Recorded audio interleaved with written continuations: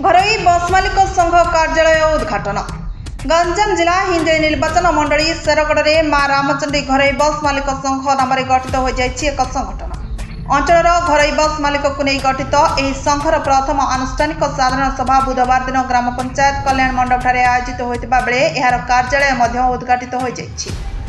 संघ पक्षर आयोजित यह प्रथम साधारण बैठक तथा कार्यालय उद्घाटन उत्सव मुख्य अतिथि भाव गंजाम जिला घरोई बस मालिक संघ सभापति तथा सोनखेमुंडी विधायक रमेश चंद्र जेना सम्मानित अतिथि भाव सोनखेमुंडी ब्लॉक पूर्वतन ब्लॉक अध्यक्ष लक्ष्मी चरण पात्र जोगदे वक्तव्य अंचल बस मालिक समूह सम्मिलित भाव संघ गठन करने विषय को नहीं साधुवाद देथिबा बेले संघर महत्व प्रतिपादित पाई सेमानंकु आईन परिसर में रही यात्री मानकु उत्तम व्यवहार प्रदर्शन पूर्वक सठिक सेवा जोगाइबा को गुरुत्वारोप करथिले।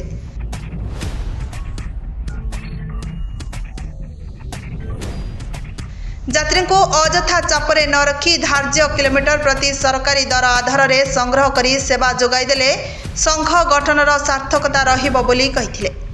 एसह व्यावसायिक स्वार्थरू ऊर्ध्वे रही सेवा मनोवृत्ति नहीं कार्य करने को आह्वान देते।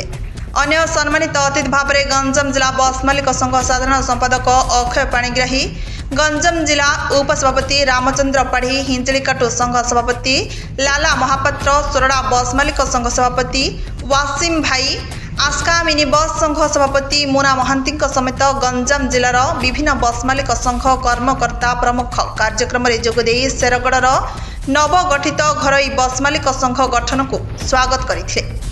सूचना प्रकार नवगठित माँ रामचंडी बस मालिक संघर सभापति भाव दुर्गा पाणिग्राही, उपसभापति हरिकृष्ण प्रधान, साधारण संपादक बुलू पलाई, सह संपादक जितू गौड़, कोषाध्यक्ष रंजन पात्र 5 जन को कार्यकारी कमिटी रखा जाइछि। संघर उपदेष्टा भावे पंचानन प्रधान, आईन परामर्शदाता भावे एडवोकेट अमरजीत पट्टनायक को मनोनीत करा जाइछि। Bureau report Subhadra news.